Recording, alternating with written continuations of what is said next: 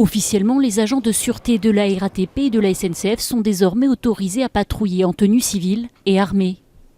Dans les faits, ils vont au préalable devoir suivre une formation et remplir 2 critères.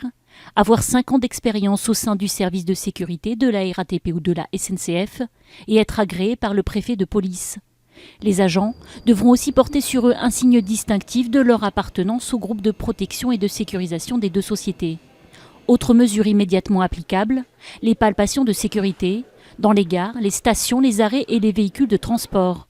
Toutefois, elles ne pourront s'effectuer que dans des circonstances particulières liées à l'existence de menaces graves pour la sécurité publique. Des mesures accueillies timidement par les usagers. Alors je ne sais pas si c'est heureux ou malheureux, mais en tout cas je pense que la population française peut être au moins rassurée de cette mesure-là. Il faut faire la part des choses, il faut vraiment être sûr que ce soit quelqu'un de dangereux ou pas. Ça ne me rassure pas du tout. Je pense que c'est la porte ouverte à des excès. À force de dire qu'il faut sécuriser les passagers, on les stresse et on augmente l'insécurité dans laquelle ils vivent déjà. Une nouveauté pour les transports en commun et ferroviaires français, mais qui existe déjà dans d'autres secteurs. Il existe par exemple dans l'aérien des gens incognito, armés, au sein des passagers dans les avions. Il y a déjà des compagnies qui font cela, bien sûr, El Al, qui est particulièrement visée, où il y a des hommes de sécurité qui sont anonymes, non reconnaissables à bord des avions et qui sont équipés. Les premiers agents civils devraient être déployés dans le métro dans quelques semaines et d'ici à la fin de l'année pour la SNCF. La scène est rapide. En haut à droite, un groupe de jeunes tente de dépouiller un homme. Nous sommes un soir d'avril, dans une rame de train de banlieue à Gare du Nord.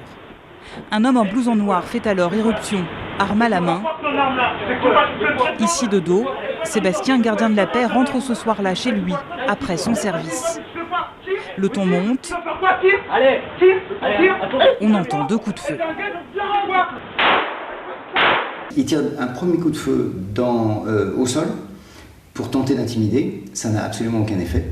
Et donc il est obligé de tirer un 2e coup de feu dans l'individu qui lui fait face et qui est en train de le bombarder de coups de poing. L'un des jeunes, touché à l'abdomen, s'effondre. Il est blessé mais hors de danger. La légitime défense sera retenue pour le policier, qui ne sera pas poursuivi. Et la scène continue. Au lieu de s'enfuir, les jeunes reviennent dans la rame. Le policier appelle les secours avec son téléphone, quand celui en jaune tente de lui voler son arme. Non, mais arrête! Oh là! Arrête! Là! Au ralenti, on voit l'homme dérober le pistolet et mettre en joue le policier.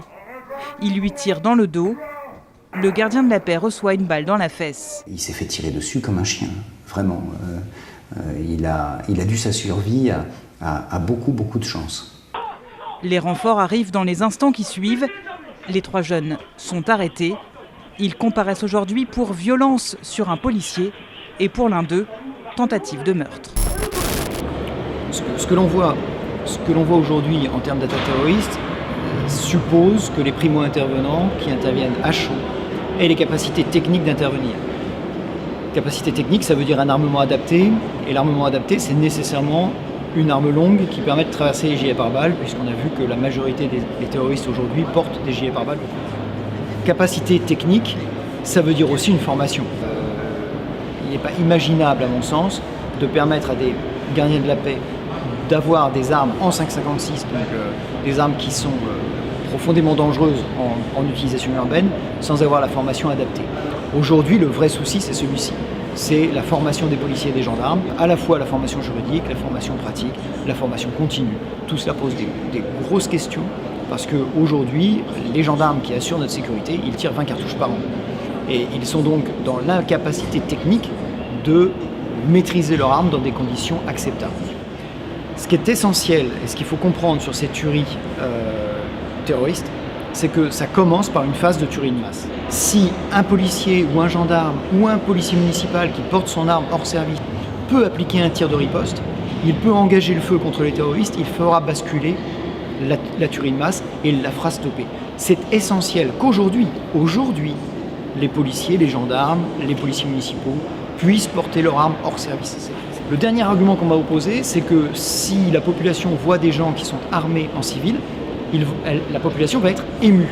Je préfère que la population soit émue plutôt qu'on perde 130 jeunes au Bataclan ou sur les terrasses des cafés parisiens. Voilà, fondamentalement, l'idée, c'est de sauver des vies. Et pour sauver des vies, il n'y a qu'une seule façon de le faire aujourd'hui, c'est d'appliquer rapidement une riposte armée sur celui qui veut les prendre.